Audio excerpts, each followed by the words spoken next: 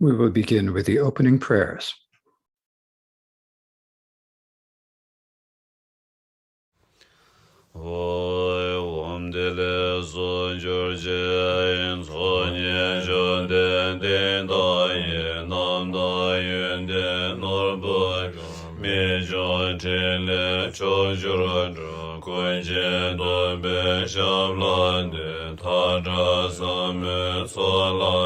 Shinde dozon jevaye dozin go baramane pajun do shamlade ngaje te marindo bando je gunje paros monde go doze ba arya deve shamlade Java le sorak sene Java chishin Jave demba jezeba paba tome shablai soso jeve soso ne goju gogo bonde sonrai namla sonboy je kejo yinye shablai Mejong bo ben se jege sa je namba chuyen Going in bo bo jun je bo cho je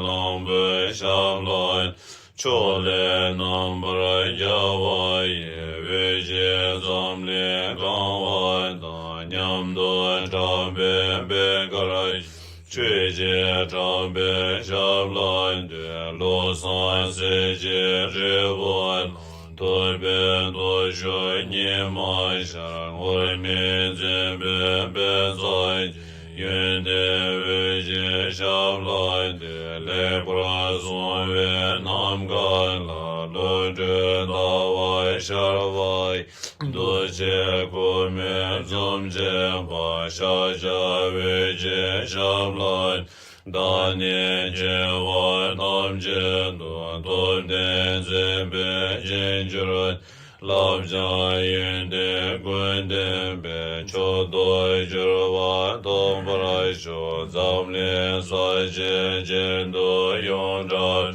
Chế brai chế về yang yang luân đề bà Xin đôi chế bố lô trơ thô miên Ju bê song rai chô vơi quân đề đề Chế đô bà bà ca chư chế tràm Chế cơ quân đôi chư bà tam chế la Lê ngài y chế tàn đôi cha zai Chế rai quân đôi chế sôi chế chư rai chế Hoi sang chế chế đôi sôi chế chô nai Bà chan chô bà đôi tàn nê chế sôi Đại ghê chế nhé chế bê sơ nai chế trô lai bê chế sang chế trô brai chôi sang chế chế nai sôi chế chô nai Bà chan chô bà đôi tàn nê chế sôi Đại ghê chế nhé chế bê sơ nai chế trô lai bê chế sang chế trô brai chôi sang chế chế lai sôi chế chô nai Bà chan chô bà đôi tàn nê chế sôi Đại ghê chế nhé chế bê sơ nai chế trô lai bê chế sang chế trô brai chôi Cha sơ bà đôi chế chế sơ bà chế sôi yê rai cô chế sô bài Ghê vai chông sê đại ghê chế sài bài Tam chế đại ghê chan chô chế ngôi ôi Sa chế bê chế chô chế mê đôi Rê rai lê chế nhê đê ghê bài Sa ghê shen đôi mê đê bô vai Chô ghê nam đai shen lai chế bà rai chôi Sim chế nam chế sam bài Lô yê chế rai chế đai chizhon de moi de bai, chizhe kolon koloi so.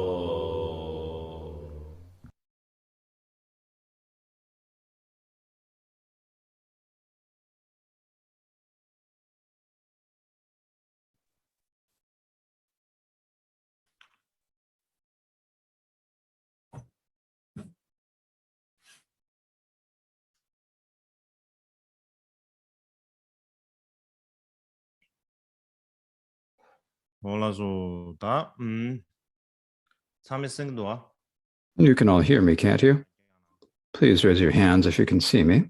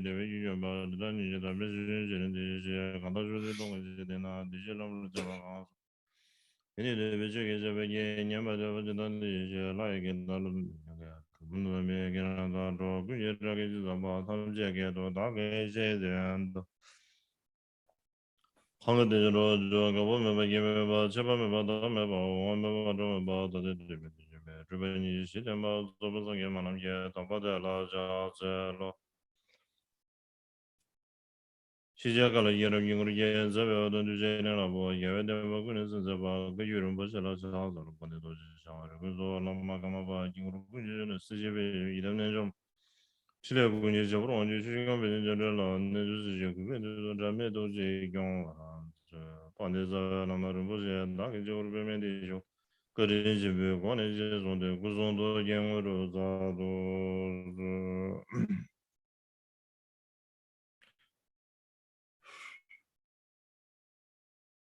나소라 토마델이야 남발링게 상월이야 드라시베 First of all, I would like to offer you all my auspicious greetings.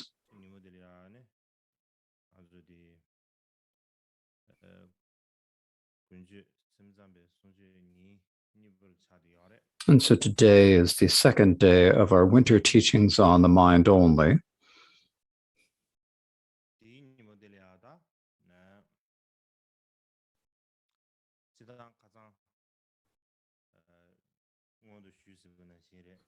As I have already explained yesterday,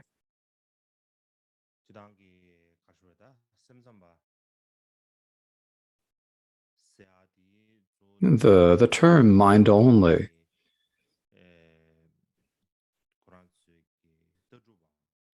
should probably be understood as like the view or the scriptures or the explanations of the Yogacara tradition.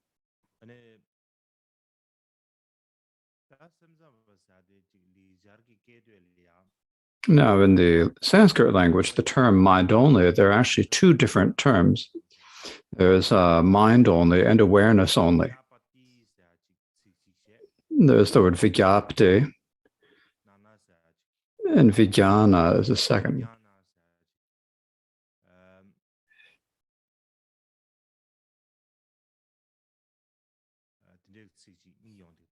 And so there are these two terms in Sanskrit, vigyapti and vijnana. And if we speak out that, the basic meaning is that no phenomena transcends the mind. When you say that it's all awareness, it's that no phenomena transcends the mind. It is just mind and character, just a various way that the mind appears. So if you explain it in that way, that's basically what it means. And so we've got these two words, vigyapti and vijnana.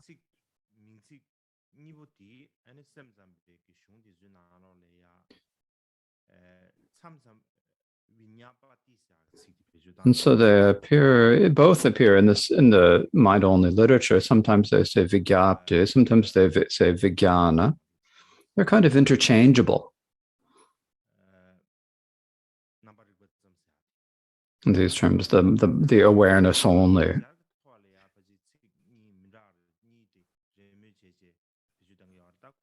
So they use these two different terms in the Sanskrit literature. And so what is the distinction between the two? I will speak about this later. I don't need to go into it at length today. So in brief,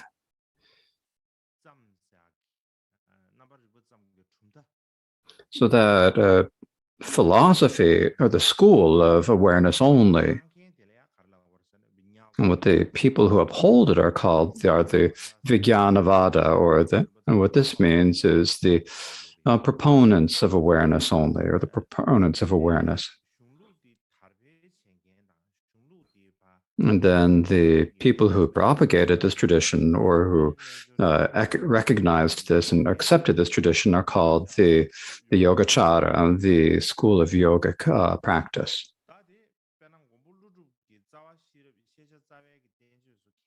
For example, the people who are the middle way people who accepted Nagarjuna's root verses on the middle way as their main text, primarily teach the view of emptiness. So they are called proponents of emptiness or shunyatavadin. So they're called shunyatavadin. Those are the proponents of emptiness. So it's the same. So also similarly, the Yogacara are called. So they're primarily saying that everything is awareness only. For this reason,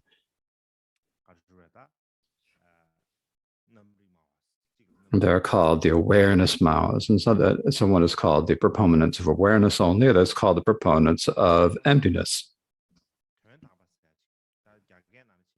Likewise, also there was a Chinese master named Yi Jing. And what he wrote in the records of his travels, yesterday he said, we went over that he said that there are just two different Madhyamaka schools. The one is the middle way, the Madhyamaka, and the other he called the Yoga school. Now, if we translate yoga into Tibetan, it means Najra, so this means yoga. So there's just the name of yoga, the name yoga in the writings of Yi Jing, not the whole entire word Yogacara.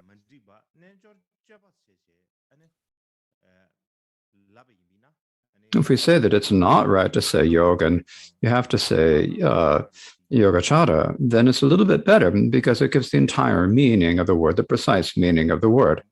So when you say yoga, yoga means joining or yoga. And chara means conduct or practice. And so when you join the two of these, you get the word yogacara or the yogic practice. If you were just to say yoga on its own, you wouldn't indicate the entire meaning of practicing yoga. And in addition, when you say yoga, as I described in the summer teaching, there is one of the 6 Orthodox Hindu schools, which is the yoga school. And there's the danger that the two would be confused. So for these reasons, later on, in China, as well as in Japan and other countries, those who accepted the tenets of the mind only were generally well known by the term Yogacara.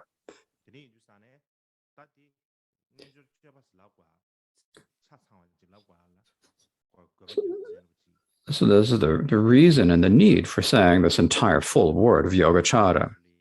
And so generally, the people who assert the mind only, the other proponents, the proponents of the mind only also had other names, which is they're called the different names, like the mind only yoga. They're also called the Buddhist yogis and so forth. So this term does also appear. They're also called the mind only yogas. So there are many different terms for them.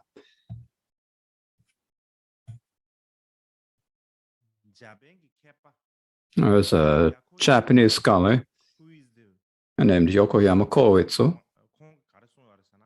And what he says is that in the Yogacara view of the mind only, so the one perspective is that they're actually preserving the view of emptiness taught in the Prajnaparamita Sutras. And in addition to preserving the view or maintaining the view, they assert that there is some so-called mind.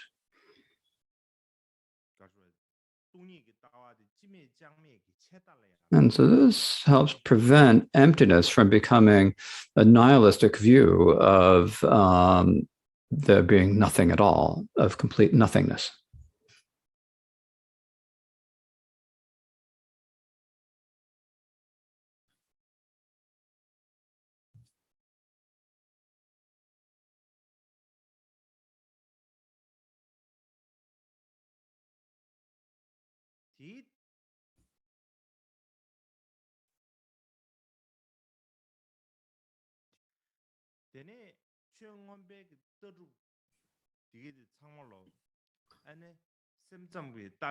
Now, in addition, like the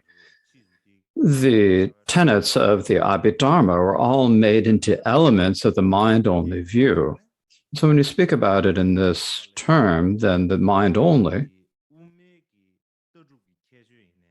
had all of the particulars of the middle way philosophy. And they also had all of the elements of the Abhidharma from the time of the period of the schools. And so for this reason, in terms of the philosophical literature, the mind-only view is actually at a very, very high level and the most complete.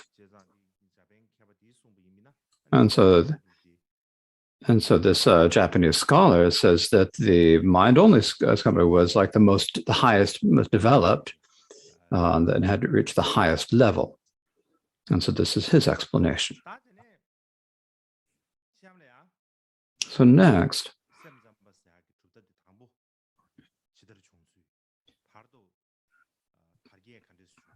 I would like to speak about how the mind only initially appeared and then how it developed. And so I will speak about these in brief. Now, as I explained to all of you during the summer teachings, there's really very little that is written down about ancient Indian history. And so we say that, for that reason, we say that India is a country with no history. And the reason is that there are many great historical figures and great masters in Indian history. But in terms of who was earlier, who was later, when they were born, when they passed away, we just don't know. In the very least, when we talk about Nagarjuna, was there really a person named Nagarjuna? We talk about Asanga and his brothers and disciples. Were they actually real people or not? Even that is something that has to be suspected or doubted. And so for this reason,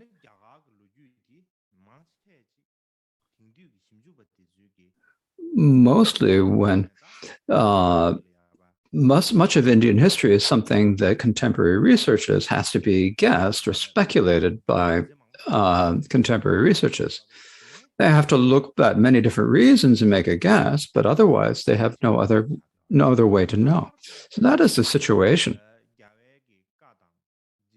In particular, when we talk about the sutras and the treatises, and like, when did they appear? For example, like the Avatamsaka Sutra, when did that appear? It's very difficult for us to say exactly. Likewise, when you have there are the famous treatises by his followers and scholars, and so when did they appear? We can't say that exactly. And in fact, there's even doubt about who actually wrote the well-known treatises. For example, there are the Bodhisattva levels. In the Chinese tradition, it is said that this is written by Maitreya. In our Tibetan tradition, we say it was written by Asanga. And so even there's a difference and a dispute.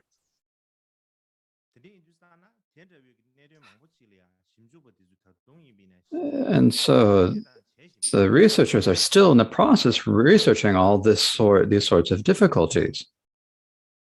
And so for these reasons, when we speak about the masters, the treatises, and so forth, and the order that they appeared, the chronology of what century they appeared, when I speak about this, I'm primarily going to introduce them to you by the results of the research of recent scholars. However, we cannot say that they're categorically correct. They're not necessarily correct.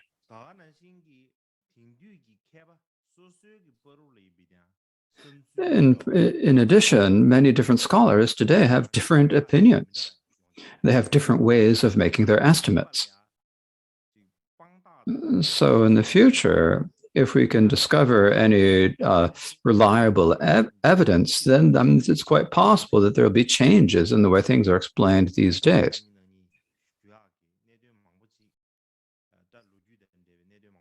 So in the next few days is when I speak about historical situations. It's not saying that it's definitely so and it's definitely not so. It's not what I'm saying.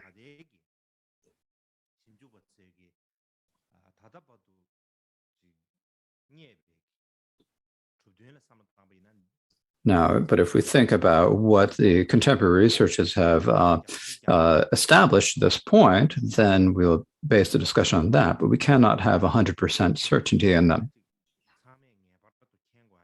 So one thing that all of you have to understand is when we talk about the mind-only masters, the treatises are of uncertain authorship, uncertain dates. We don't know which century they appeared.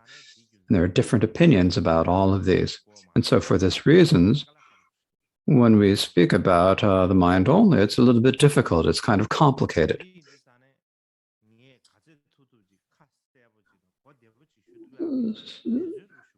So I'll try to sort it all out more clear and explain it clearly, but because it basically is a difficult and complicated situation.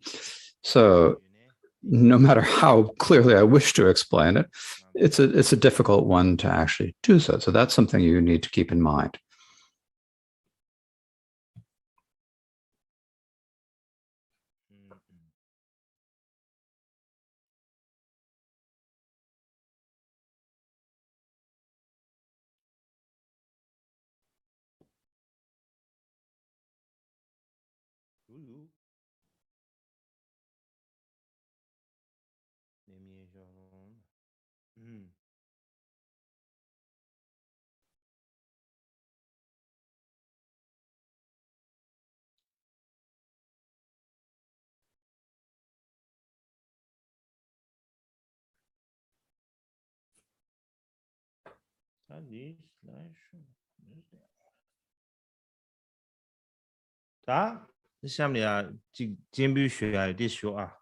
Next, I have something I'd like to show you. Hang on a moment, please. Please wait a moment.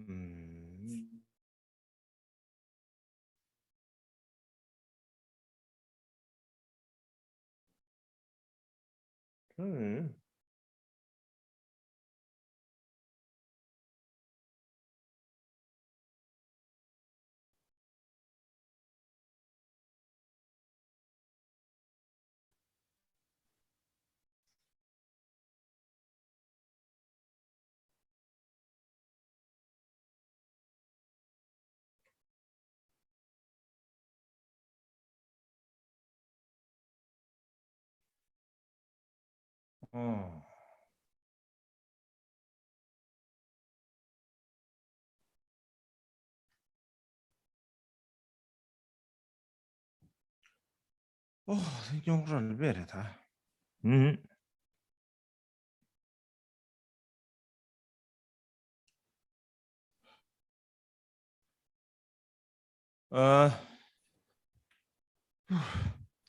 다샘자미 더럽 지더르다 주디 슈두산 델야 탕选장의 규르웨. So in speaking about how the mind-only view spread, there is a translation by Xuanzang, the Chinese translator of the Tang Dynasty, of commentaries by Yogacara masters, including Jinaputra, on the Yogacara levels. And there's a brief description there of how the mind-only philosophy spread. To give an overview of this, so after the Buddha passed in nirvana, it says, there arose disputes among disciples about the divergent views, and many schools and tenet systems appeared. And because there are so many different schools and tenet systems, they debated with each other. However, among them, most of them held realist views. So they were realist schools. And so they asserted things exist. And so when Nagarjuna wrote his texts on the emptiness and lack of objects, he called them realist schools.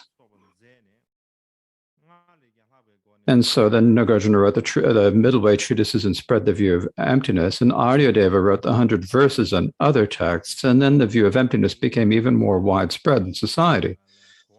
However, worldly people fell into the extreme of the empty, and they misunderstood this, and they fell into the extreme of emptiness, and said that there were no truly existent phenomena, that there is no misdeeds, no virtue, no karmic cause and effect, and so forth. And so they developed many wrong views. And so for these reasons, the Sangha accomplished jhana and developed clairvoyance, and through this he was able to follow Maitreya and requested him to write this Yogacara mind-only text. And so that's the request that a Sangha made.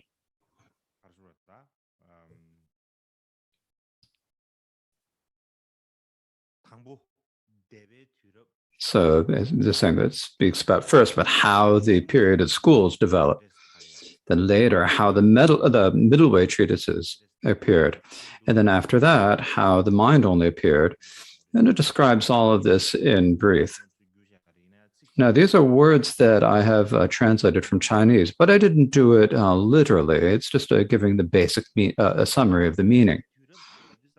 Now, when we talk about the period of the schools, as I said yesterday, in the period of the schools, there were many different views. And to give some examples of them, like one of them is the Sarvastivada, the view of those who say all exists. And now, when we talk about this in terms of the 4 philosophical schools, we call them the Great Exposition.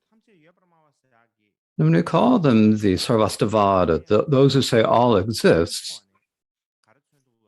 this name alone illustrates that this school asserted that all phenomena have their own true nature, that they're realists, and that we can understand this just from the name alone. Likewise, they divided all of these different existing phenomena into 75 categories, and explained that each of them had their own truly or substantially existent nature.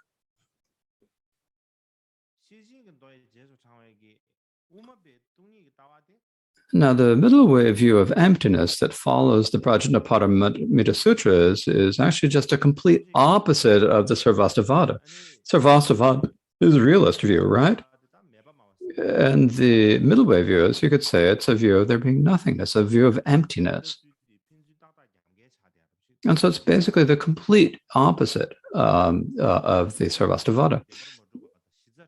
The middle way primarily say that things do not truly exist and that they do not have any basis or foundation. Now, the one who organized the view of emptiness into an organized whole is like, in logical texts, was noble Nagarjuna.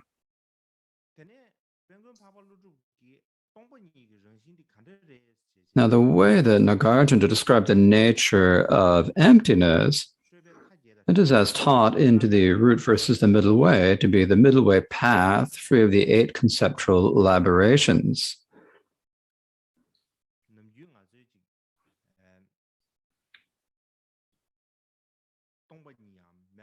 So now, when we talk about there being the proponents of emptiness or proponents of nothingness, and we're saying that from one perspective, you could say that things do not exist, that they are nothing. It is eliminating all of the entities. It's a path that teaches the freedom from all 8 elaborations, not one that says unilaterally or categorically that everything does not exist. It is free of all of the 8 conceptual elaborations of there being existing, not existing, both or neither, and so forth. So that is what he proposed. So sometimes we think that when we say empty, that means that things do not exist, but that is not all that he is saying. Now, the actual nature of all things is most likely is probably as the middle way explained it. It's possible, it's likely like that. But it's possible that the actual nature is that as how the middle way appeared. But in terms of how everything appears, when we say that everything is empty or that they do not exist by nature, if we are not careful, then we do not think, or if we're not careful about how we think, then there's a great danger that we will fall into the extreme of a nihilist view. So if we think improperly, then there's the danger that we'll develop a nihilist view. And so for this reason, at that time in India, there are many people who misunderstood the middle way view. That is to say, people who didn't understand it properly, who thought that the middle way view is saying that there are no phenomena, that there are no virtues and results. There are people who misunderstood it in this way and developed wrong views.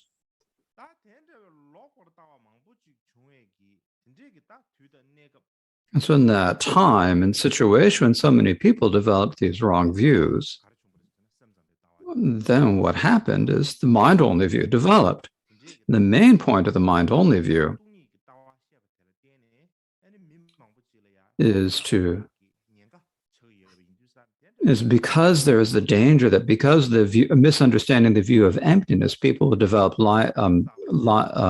nihilist views. Then in order to correct that situation, the mind-only view developed.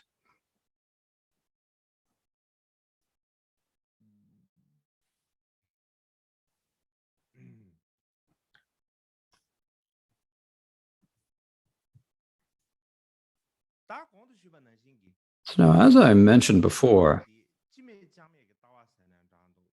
so emptiness is, so the middle way view has the danger of becoming a nihilist view, a view of just complete absent, complete nothingness. And so, so if we could say that this is like, we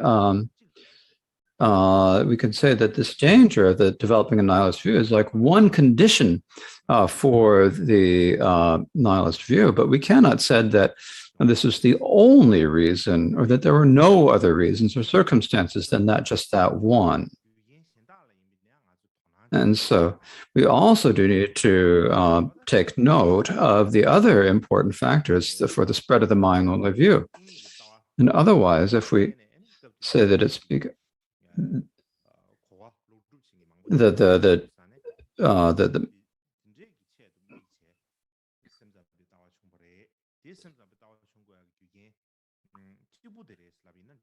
so if you were to say that because the middle way view developed and then people had misunderstandings, had the danger of falling into a nihilist view, that was the main that was the reason and purpose for the mind only view to develop. And if we say that's the only one, then that's not quite correct. Now, the mind only was extremely vast. And there are many vast aspects to its presentation. For example,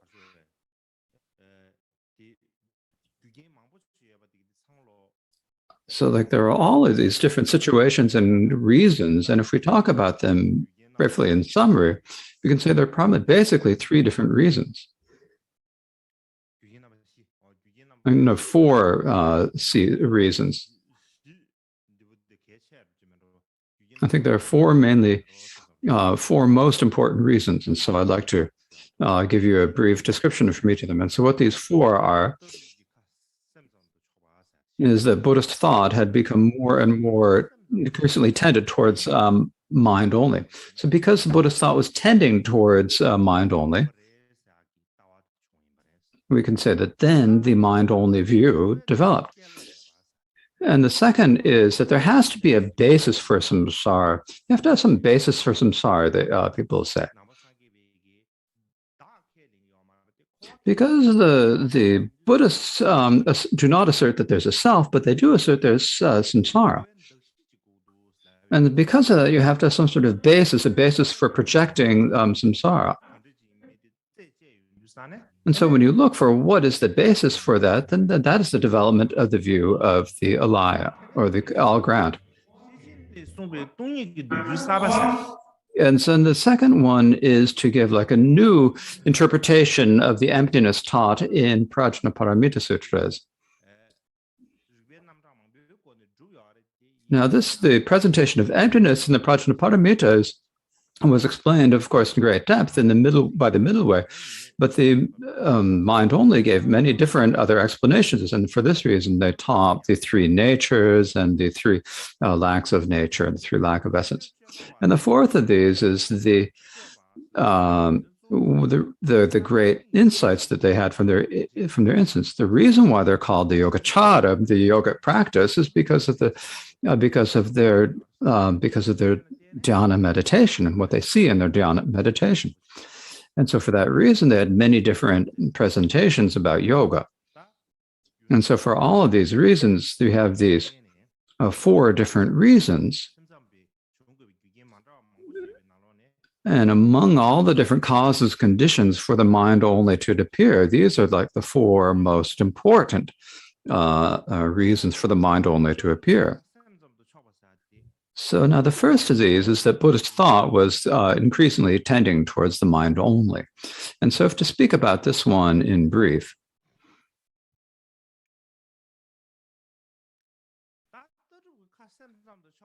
when I say that the Buddhist thought was increasingly tending towards mind only, what this means is that, as I explained the other day, the position of my awareness only or of mind only is not something that arose all of a sudden. There is the discussion that mind is primary. This idea that mind is primary was not a new idea that occurred when the mind only developed. This is not at all how it happened. In general, most of the religions in the world naturally tend in this direction of talking about the mind only, or talking about the primacy of mind. And so they tend in that direction. And so Buddhism as well is no exception to that situation. And the stainless words of the Buddha himself, when you look at them, there are the tendency of his view, the tendency of the practice, or the direction or the way of the practice is primarily emphasizing the mind, only the mind, or holding the mind to be primary. And this is very clear. For example, what makes this clear is there's a text called the Verses of Dharma. And among all of the Buddhist scriptures, this is one of the oldest. And its content is considered to be closest to the words, the most to the words the Buddha himself actually said in his own lifetime, as researchers and scholars say. And so if we research these verses of the Dharma, at the very beginning of it, we find these words: all phenomena are mind by nature. The mind is primary and precedes them. Those who speak or act with the purely faithful mind will reap the happiness that beings. They will not be hidden by obscurations. All phenomena are mind by nature. Their mind is primary and precedes them. Those who speak or else who act in a malevolent state of mind will reap the suffering that brings, just as a cart is pulled behind. And so the basic meaning of what it's saying is that the mind, or the cognition, is very important. And the basis or the foundation of whether any act that we do is good or bad, the foundation of that comes down to the mind. Because of the good or bad motivations in our mind, then we act, then we commit good, virtuous or misdeed, virtuous actions or misdeeds. And because of that, we then have experience of pleasure or pain. Now, in addition, there are also the verses of the Sojong or Pashada of the seven Tathagatas. And in this, it's a very well-known text. And it's like a summary of Buddhism in general. It's like an introduction to Buddhism. And what it says, this is a phrase that you all know, I'm sure. We always recite this: do not do any misdeeds, act on abundant virtue, completely tame your own mind. This is the teaching of the Buddhas.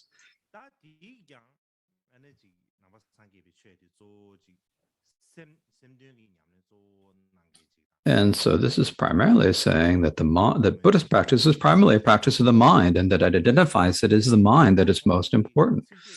It's very clear. And so when we look at both of these citations, from the verses of Dharma first, or whether the verses of the Pashada of the seven Tathagatas, whichever of these two we look at, the main and crucial point of the Buddhist practice is purifying mental stains, taming the mind. It's very clearly said here.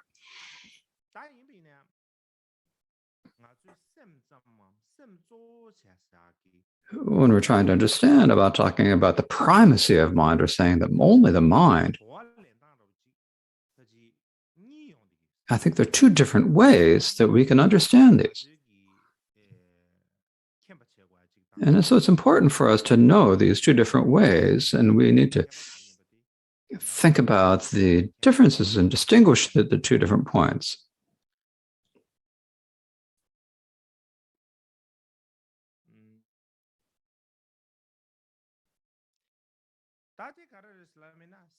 So what they are, when we say that it's only mind, or that mind is primary, and saying that mind alone is important. So the two different understandings, the first of these is that whether doing a virtuous action, a misdeed, or experiencing a result of a pleasant or a painful result, all of these occur because of different situations in the mind, or different states of mind. They depend upon our motivation, a good or bad motivation. This is what it's saying. For example, when you think about the passage from the Vimalakirti Sutra, which says, because their mind is afflicted, sentient beings are afflicted. Purifying their minds will purify the sentient beings.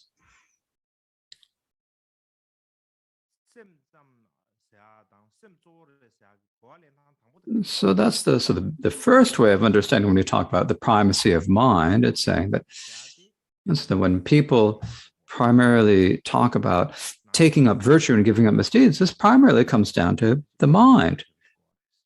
And so it talks about what are we going to take up and what are we going to give up. And so taking up virtue and giving up misdeeds depends primarily on the motivation, our mind. And so therefore, the mind is important. This is one view.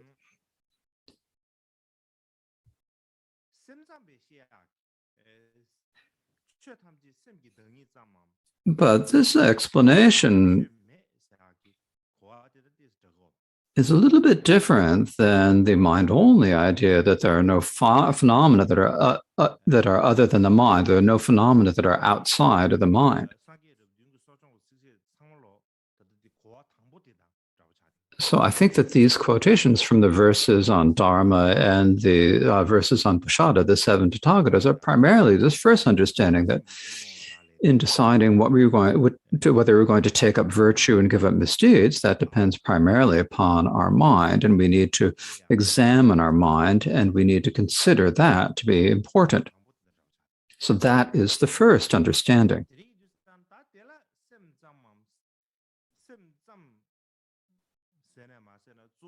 And so whether we say that they're mind only or not, saying that it's the primarily, they're talking about the primacy of mind, or they're talking about emphasizing the mind. And so these are quotations that are emphasizing that. So if you say that they're talking about the primacy of mind, it's probably better to explain it that way.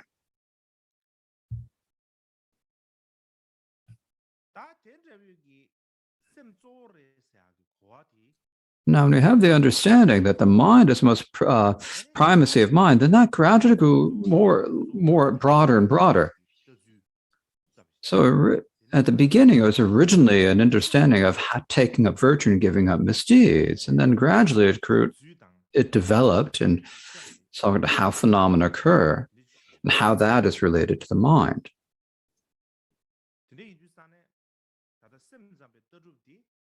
So in this way, we come to the second understanding of the it's talking about what is the relation between the two different types of the ways that the mind is connected to appearances. So what this is saying, that all the external world of mountains and houses and so forth are all, and the internal mind are intimately connected. They're linked.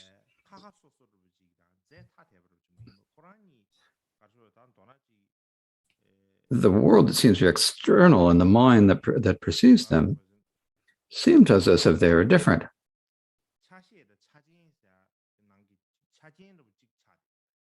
It's like but instead they're actually all different parts of a whole. So all of the appearances of the external world of mountains and houses and so forth are just parts of the mind, or appearances that occur in the mind. And so the second understanding, the idea that all phenomena are appearances to mind or are created mind, is that.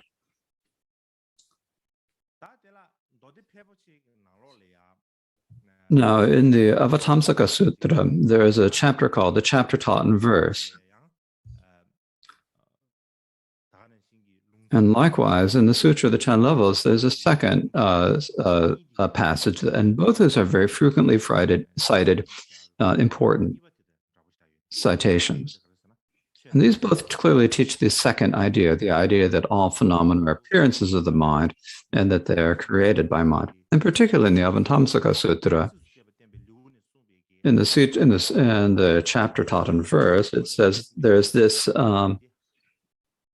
There's a verse taught in there, and there's a passage from the Sutra in the 10 Levels, and these two become the primary source and like one of the main important backgrounds or supports for that.